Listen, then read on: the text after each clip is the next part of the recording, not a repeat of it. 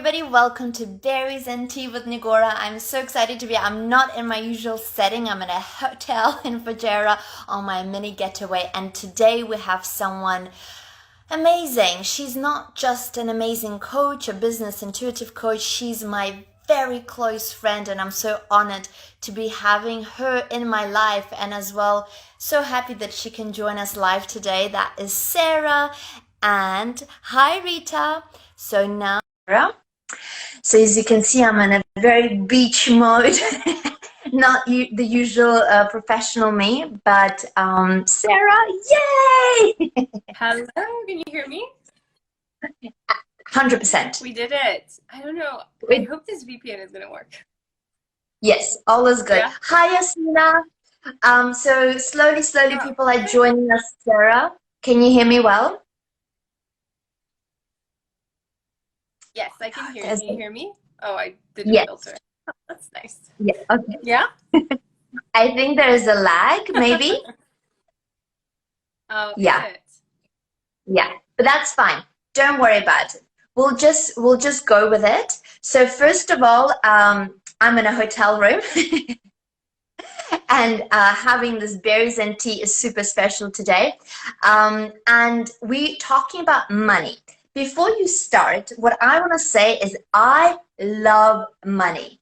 I think it's the best energy exchange we can have. Money gives us opportunities to grow, to do things, to do exciting things, to help others. But there's sometimes we have obstacles around money, whether that's limiting beliefs, whether that's, an opposition to money, right? I don't like money. Money changes people. Money makes people bad. So there's many negative beliefs around money too. So this is just like I'm telling you, and then if people have any questions, they will put them in the chat box. But you go ahead first. Tell us what you do. What an amazing coach that you are, and I always call you for business advice. Um, so yes, and then take us through this money topic. Yes, okay. So I'm a intuitive business coach, but also a wealth coach. So I kind of put these two together because I feel like business is something I really love to talk about and help people with. But often what comes with that is money. So I just feel that we almost can't do just one, right? Well, we could do just the money, but a lot of my clients just have businesses. So it makes sense to also work on the money. And there is so much there, Nigora, like you were saying, we have a lot of limiting beliefs around it. And I think it's so important to go to the root cause, like you do with other things in life as well, in your work, your beautiful work, and just try to really understand where it comes from and not continuously fight it. So a lot of the work we do with clients is the awareness of what is it that is really limiting you? What is it that's, keeping you stuck with money? Is it it usually comes from childhood, as you know. A lot of things come from childhood and the limiting beliefs we grew up with, that what we saw in our families around us, our parents, their beliefs. And sometimes it also, I feel, comes like in the lineage from our ancestors and can be kind of inherited in a sense, which is a little bit, may sound crazy to some people, but it really is not, because obviously we just inherit so much, and it makes sense that we could have a lot of heavy load around money from our families and where we come from, our backgrounds, all of that. So I think a big part of the work is really the awareness of what is it that is blocking you. Is it that you don't feel safe with money, or money doesn't, feel safe for you to have? A lot of people have this. A lot of women have this. Then we have another big one, which is money isn't good. Like money will make me a bad person. It makes me greedy. And this is something I see a lot with people who are heart-centered and want to help others. So coaches, healers, intuitives, astrologers, whatever it is, it's something that I see a lot of the time and have gone through myself as well. So when we do work we love and we also are meant to receive for it, but sometimes in the beginning it's hard to do that, because it's like, I just love what I do. I love helping people. How can I ask for something in return? But we have to. There has to be an energy exchange of some kind. And my mission is to really help heart leaders, people who are here to serve, light workers, whatever we call ourselves, receive abundantly, not just receive something, receive abundantly, really, because the work that we're doing is changing the world. And when we also receive more, we can change the world even more. Like you said, we can give to causes, we can support whatever is really important to us. We can also obviously help our families, help people around us. We can invest in ourselves. We can also support local businesses that we care about, and all of those things. So it just really is endless. So that's in a nutshell kind of what I do and what I believe in. But let me know if you have any questions that's coming up for you right now. So as you were like saying about these blockages that come from childhood, I find it so interesting that so much is developed in our childhood years. It's almost like scary to bring up a child, because every word you say, everything you do is building blocks. And probably, we probably need to create a manual as a parent, and as they turn 21, tell them, this is for your therapist.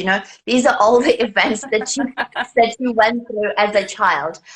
It's just so interesting. Like, you obviously, there's the money aspect. When I work, there's like the traumas about the physical appearance or health issues, or other stuff that happen. Everything gets stored in the body and into our subconscious mind. Just fascinating. So as you were talking about it, the thing that really came up for me was lack. Like almost a fear of not having enough. A fear of like, oh, can I do this? And it's not even my voice. It's the voice of my parents that I hear, and in a different language, not English, obviously, right? So as you were saying this, I was like, oh my God, like, it's almost like suffocating me, these words. And I remember like moments in the past where, there were moments that were living lavishly, and then the moments where they were not, and you see that, and there's this like up and down, and there's that fear of I'm not quite sure, is it instability, is it just, are we gonna make it through? So talk me through that. Well, before I go into this, I just want to touch on what you were saying, from childhood, that we store so much. A lot of it is actually from 0 to 7 years old, when the subconscious is formed, right? And the interesting thing is that actually the work that we do, you and I, seems very different to people, but actually it's very similar. It's just that we have a different angle and approach to it. And for example, I am fascinated about business and money and all of that, but it often has something to do with something else. It could be also linked to, for me, it was like being bullied as a child. It can be sometimes linked to obviously how you grew up. It could be linked to other patterns in your life that then are all connected and can also cause other health issues or emotional issues and all of that. So it's really all connected and intricate and very, very interesting.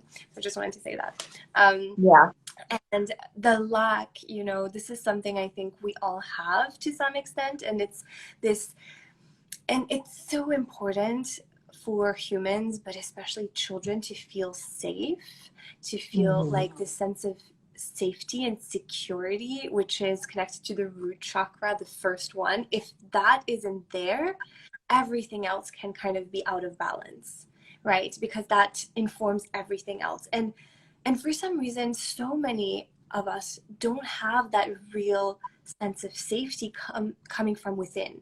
It's like it depends on, will we have enough money to survive this month? Will, I don't know, like, what if I lose everything? That's another one. Like, when you do have the money, what if I lose everything? What if this pattern happens again, right? Or some people link to security. I'm trying to think of some like main patterns that come up for people.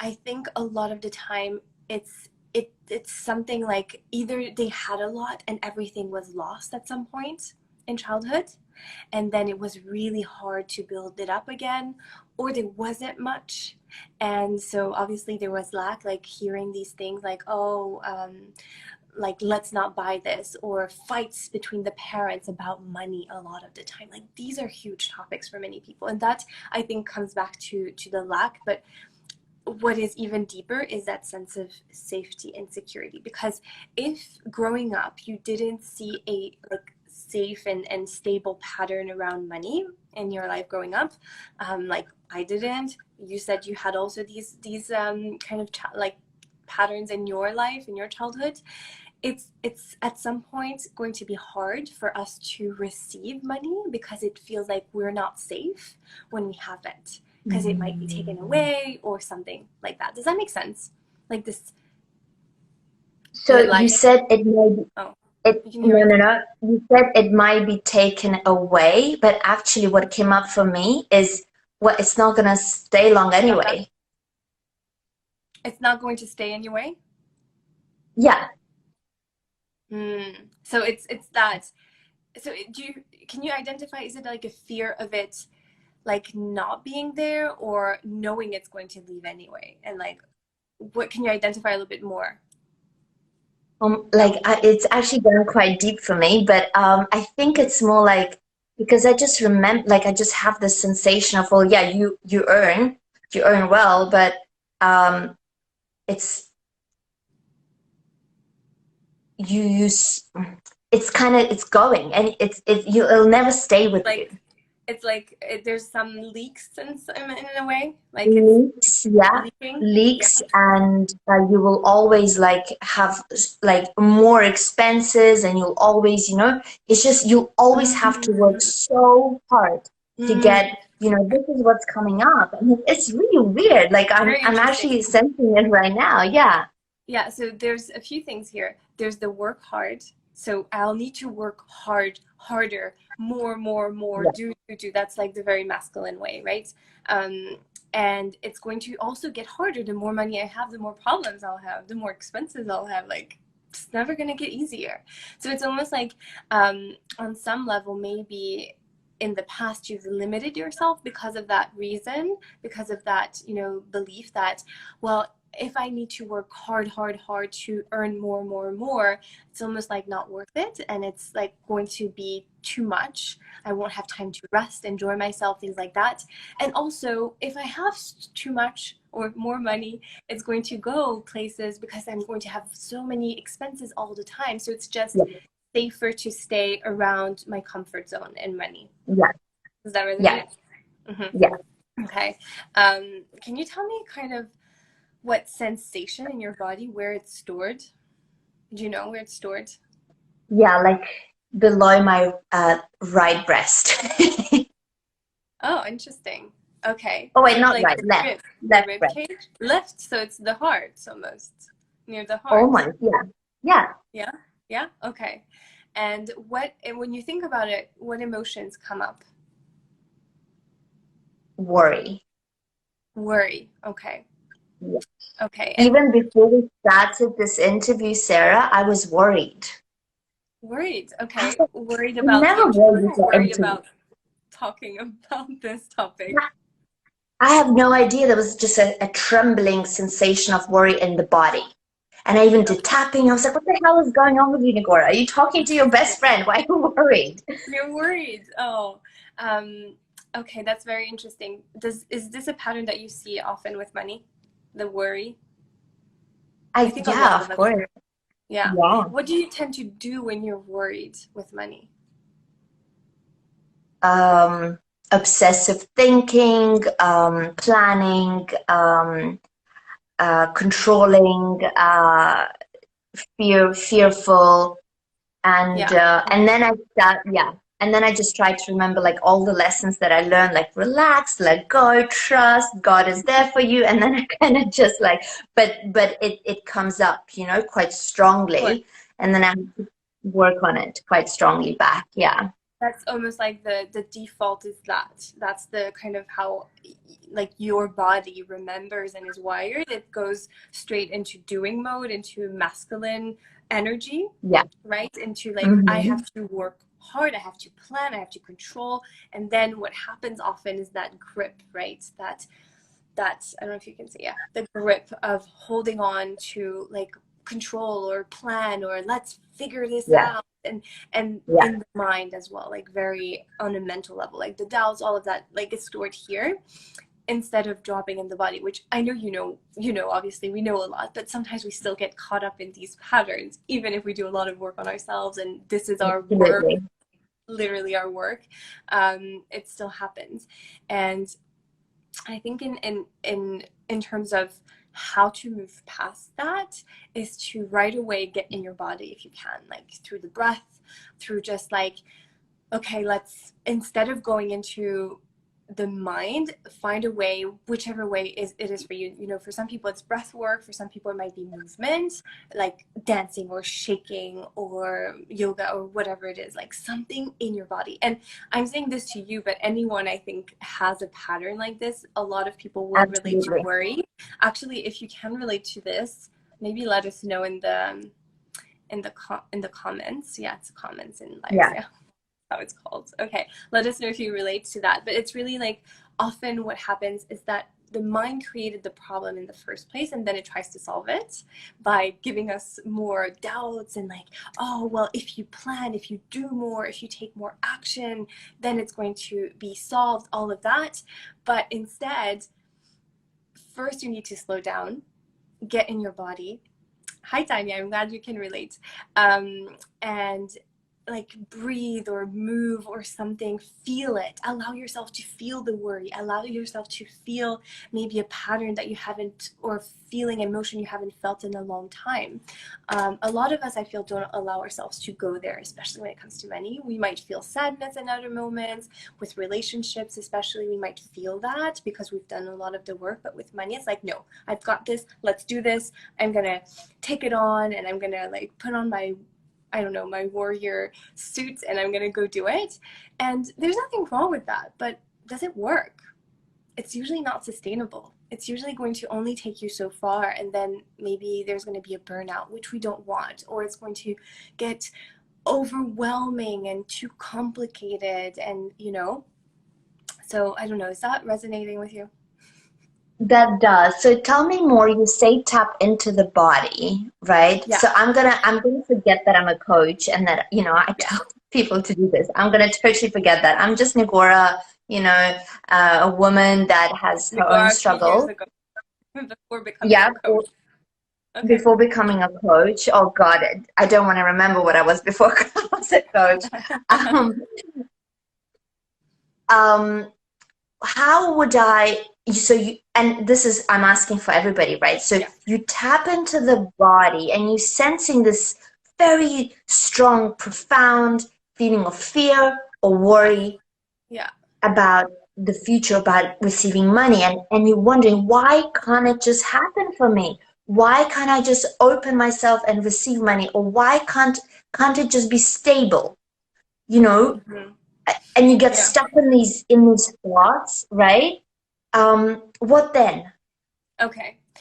Well, I think especially for anyone who has a business, the stability piece or the consistency piece can really be a little bit rocky, and that's normal. I actually just talked about this. I don't remember where now. I tend to forget, but I just was thinking about it or talking about that. It's kind of normal to have fluctuations in income as an entrepreneur, especially in the first few years. So that's one thing to normalize. Then, in terms of what to do, often we need to notice our pattern. Like a lot of us will have a pattern of distracting ourselves. Oh, actually, I feel this. I don't know who it's for, but I feel it a lot. Is it you? Oh my goodness, it's very heavy. It's in the chest. Oh my God. Oh, that's really intense. Oh my goodness. Okay, so like now what I would typically do, or someone might do, is like go and binge eat or go and distract ourselves, maybe go watch Netflix. That used to be my pattern. Avoidance, right? Going into avoidance somehow. That could be and that also will be in many other parts in your life, avoiding feeling it, avoiding like really going deep with that. So whatever it is, like you'll numb it down somehow, right? I think we all have our patterns. Some people it's like retail therapy, or again, Netflix, binge watching shows, food a lot of the time. It could be so many things, right? But instead of judging yourself or blaming yourself for doing that, just noticing it first, right? It, like Nigora, now you're not a coach, you don't know any of this, it's maybe very new to you. Just notice it. Don't judge yourself for it. If you, I don't know your pattern, but if you, for example, go in and straight to food and try to drown almost your emotions Yeah, into no, food is not my thing no, because, you know, 'cause I know yes, how bad I it know is. Yeah, it's no, not that is by default, that's not my thing. My thing is the actually planning. just numbing and staying still and kind of Yes, like sort of great. daydreaming in my negativity. Okay, so it's almost like just maybe overly planning or doing instead of feeling, right? That's Yeah. okay. It's okay. Some people might relate to the other patterns like the binge eating or the, I don't know, whatever it is, right? Avoidance in some form, but this also works. I think sometimes even overworking, like, okay, I'm gonna just do more work, do more. As entrepreneurs, I think we can kind of relate to this because, like, okay, well, money will come when I do more, right? That's kind of how it's supposed to be. But then what happens is that we're not addressing the root cause, the root issue, and not allowing ourselves to go there. So, first of all, noticing when that's happening. That's the first thing. Just noticing without judgment. Okay, I'm Mhm. doing this pattern again. This is coming up. I feel worried. I feel afraid. I feel tense. I feel anxious. I feel this. Just like, putting words on it if that helps you. If you need to write it down, that also helps. And then instead of judging yourself or like, oh, why should I do this again? Like, it's okay. It's your inner child maybe coming out and just trying to show you something, but you're not willing to see it, and you have years in training of avoiding it, so it's normal, and that's okay. You can change it still, and you can change it without having to blame yourself and judge yourself for doing that pattern, little by little. Instead of changing the problem, the surface level, it's noticing. Every time you'll at some point notice that it's not there as much, it's not as present as much, that distraction pattern or avoidance pattern or whatever it is. Does that make sense? That's Yeah. the first thing. Just noticing, having the awareness, not judging yourself, not making yourself wrong for doing that, and instead, okay, if you can, asking yourself, what is this showing me? Why does this keep coming up? Where did that start? I actually recently had a really interesting realization around this myself. Maybe I'll share that so people can also see that I'm not just the one talking. I'll share that. Um, I I was thinking about that, and I was trying to feel what it was, and for me it was hiding. So again, the avoidance through hiding a lot, which then shows up in many different areas of life, right? And then I remembered something. This memory popped into my mind, and it didn't make sense because I haven't thought about this for a very long time. But it was my me and my aunt. I was maybe 5 or 6, I don't know, and I was very shy as a child, and she was forcing me to go ask for change. So she was giving me, it was a Swiss franc, 2 francs, Swiss francs, and she wanted me to get 2 ones for that. And for at least 20 minutes, if not more, I was like, no, I don't want to go. I don't want to go. And I was hiding. And I think my body, my subconscious associated money with fear. Like, it's going to make you unsafe. It's going to take you way out of your comfort zone, and you're going to have to do something you really don't want to do, right? So it's weird how sometimes we have associations like that. But I was like, in realizing that, I noticed, oh, that's why I hide a lot in my life. That's why I avoid things, because that was still there. And then just seeing this, forgiving, because it wasn't my aunt's fault, obviously, and also just forgiving myself for not doing something that wasn't a big deal. It seems so small, right? But it had a lot of weight for me with money. Just like imagine 2 francs. So it's like, I don't know in dirhams, but it's like $2. Like, it's nothing. Like, Yeah. I didn't want to go ask for change. I was so afraid and in my shell. She finally made me do it. And I think that was a little trauma there around money. So maybe you have a memory that will come up that seems insignificant like that. But maybe there's a lot there because that could be your first memory with money, you know? But I think you're right in saying that rather than, me going and planning and controlling and seeing where, Yeah. how can I fix this issue, Mm-hmm. better to go inside and realize where is this coming from, as you Yeah. say. And I haven't done that. I haven't Mm. done that work. I sort of know that my childhood was Yeah. very up and down with regards to finances with my parents. Um, just that, but I never really went deep in. I worked on other stuff, but not this. And maybe that's also avoidance, right? That's like, you know, Yeah. Totally. pushing it away. But that's interesting. And I can't come up with a thing now, whether that was a Yeah. memory or not, but definitely. Okay, so that's step two, right? So step one would be to feel into this Yeah. anxiety, this worry in the body, and maybe write it down. And then step two would be to ask, where is this coming from, and maybe relate it to somewhere in the past. Mm-hmm. And then, And then I think allowing yourself to be there again, right? Sometimes, in kind of a one time thing for me, that memory came back up and I really felt into it. What was the pattern for me? It was like hiding, making myself small, avoiding all of those things. And it will be very similar yet very different from person to person, right? But just allowing yourself to be there, to feel into that. And then I think there's a lot of forgiveness that needs to happen, right? Forgiving money, forgiving whoever in your life influenced your relationship with money, like the patterns of lack and scarcity and fear and not having enough. So often our parents and people directly close to us in our direct family, forgiving them for whatever patterns they have around money because it's not their fault. That's what they knew, and maybe they didn't do the work or didn't know that they could do the work. And it gets to end with you if you're willing to do it, if you're willing to go deep, to go feel that, to go see the things that are not comfortable, that you don't want to see, because the mind wants to keep you safe and comfortable, but also sometimes will avoid those things, like you said, Nigora, right?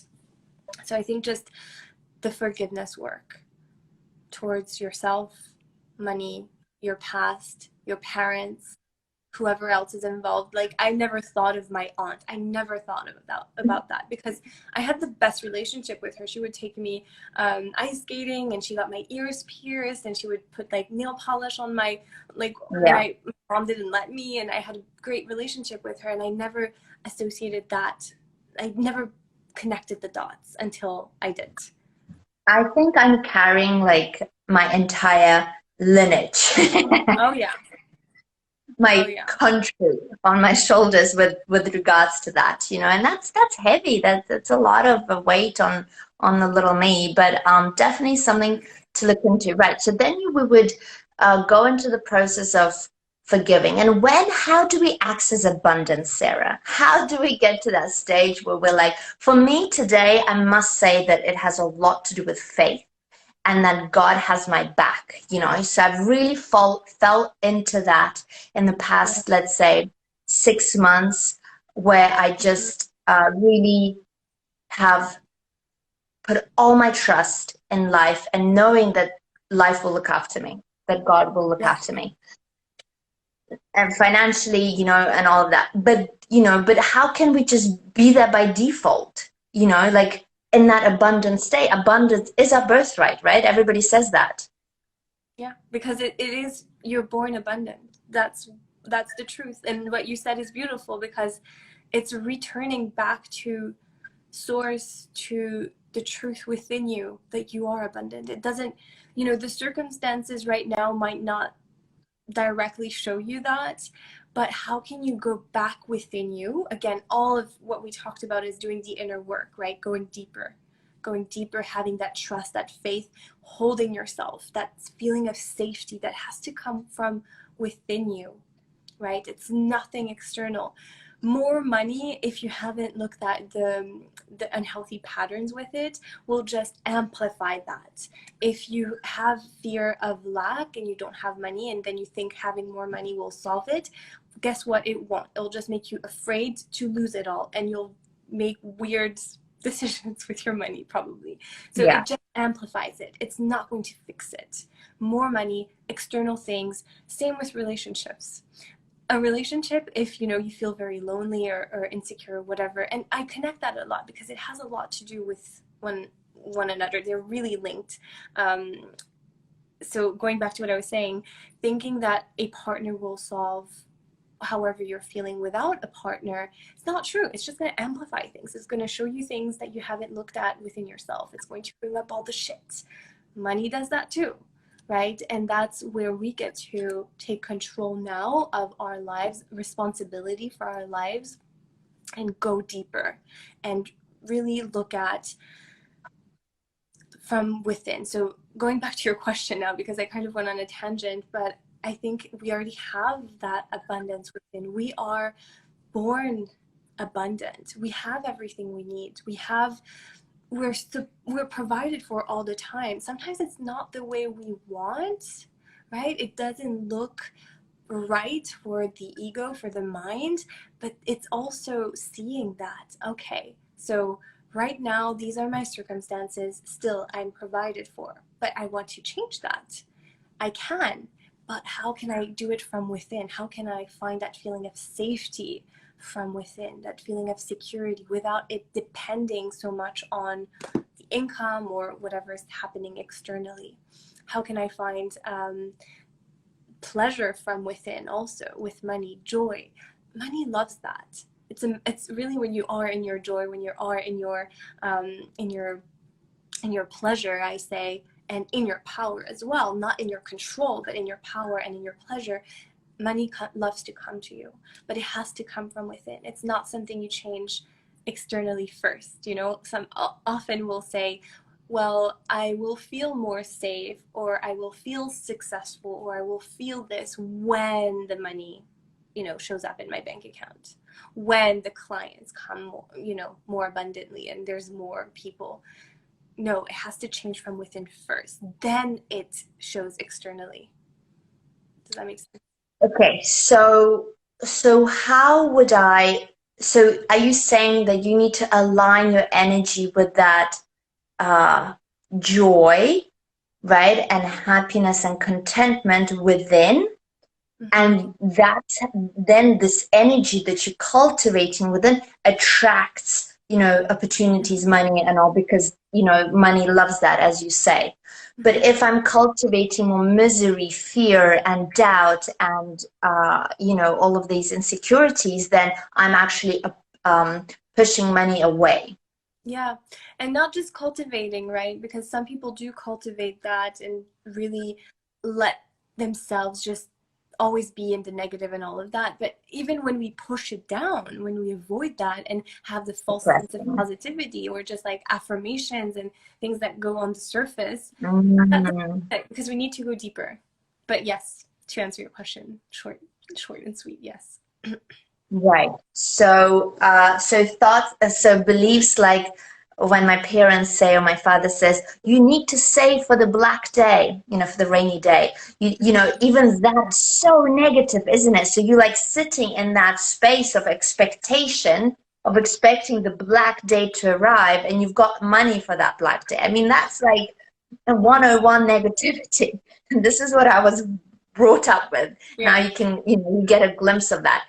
But and I'm trying to change that, and I think a lot of people now are sort of waking up to that idea, and a lot of healers and coaches can probably relate how it's like. And now I can see what you're saying is that connecting within and becoming happy with what you have, and sort of realizing that you are safe, that you are okay, that you are provided, you know, you have everything that you need. And from that space, you sort of look outside. Yeah. And from that space, sorry, we don't go into kind of the distraction mode or avoidance and all of that. You can actually take the right next step that's more clear to you. It's not about just, maybe some people would want to do this, but just sitting back and meditating all day and doing nothing. That's not what we're saying here. It's more like realizing what you already have and the gratitude, cultivating that. And then from that space, seeing, oh, okay, this idea, I've been sitting on it for so long, but I was just, all of these negative thoughts were there, all of the doubts were there, and I was just feeling so tense and anxious that I couldn't see it clearly. But this is the right next step to take, right? For example. So I think it allows us more clarity as well in what to take action on to make a difference in our lives and change our circumstances, but from that space, not from I need to change everything. There's like this desperation and this control. Yes. And you know what you reminded me of just now? I led a gratitude journal from like mid-December until mid-March. Every night I would write something that I'm grateful for, like list of 5, sometimes 10 things. And I really was in that space of gratitude and joy and happiness, and work was going so well. And I had and even if it wasn't, I was feeling so good. You know, there was none of this Yeah. anxiety and worry. And and then suddenly I stopped because I just got so busy with things and I just want to go to bed, and I didn't like I'm not writing it anymore until today, and I feel the difference. You know, Did you this start sort of again? like I need to start again tonight. Yeah. Oh, you need to. Okay. Yes. Yeah, Okay. no, because I feel the difference, you know, from not having that gratitude. You're just in this no man land. You know, you're not in the negative, you're not in the positive, you're just in the gray matter. And there's no clarity, as you say. There's no, there's no gratitude. I mean, there is, but you just forget it. But when you write it down on paper before you go to bed, Yeah. grateful for all the beautiful things that happened, like the man that was kind to me, this opportunity that came along, the beautiful bed that I have to sleep in. It's just all these little things. They sort of just cultivate that positivity, right? And you Yeah. wake up the next day feeling so much settled and safe. Yeah. Yeah. That's a good point. I think that's a good takeaway for everyone to try. But sometimes, Absolutely. for some people, writing it down might not do it. It Yeah. could be just a simple prayer or whatever, if Yeah. it's not a prayer, just like saying thank you and naming it or Yeah. saying it out loud or saying it to yourself. Doesn't necessarily have to be writing, because obviously everyone is a little bit different, and some things work for some people very well and some things just don't do it. So that's fine, whatever it is, but cultivating that, I think, seeing, So I okay, think that yes, sorry, you were gonna say? no, go for it. I think like the biggest takeaway for me was when you said money loves positive energy. Money loves joy, happiness, pleasure, Hmm. right? And and money is a beautiful exchange, and we can view it as that. So so and it attracts to when you have this internal happiness. I think that's a big lesson for everybody, to just Yeah. don't focus on how to get more money in, focus on how to grow within and step into that space of pleasure and joy. Yes, pleasure. And this is something that I only recently started to cultivate more and really also, I guess, infuse more in my work, the pleasure piece, because I think we kind of all know how to do and work hard and make it happen. And what we don't always know is how to be in, just be and be in our joy and be in our pleasure, because often we think, Mm. well, if I'm not doing, it's not going to come. Or if I'm doing something I love, then I should feel guilty because I should be working. Or how can I enjoy myself? Like there's almost something dirty about it. Like, you know, it's very connected to sexuality as well, right? So this is very interesting to look at as well. And the pleasure piece is really so powerful, actually. We underestimate it a lot, but it really is. And doing more things that are just being in your joy, how can you cultivate that? Even if it's just once a week, doing something you really love. And doing it intentionally to be in your joy, in your own energy. You say pleasure is a big thing. Let's just maybe dissect that before we Mm-hmm. end. What do you mean by pleasure? Because for me, pleasure is self-pleasure.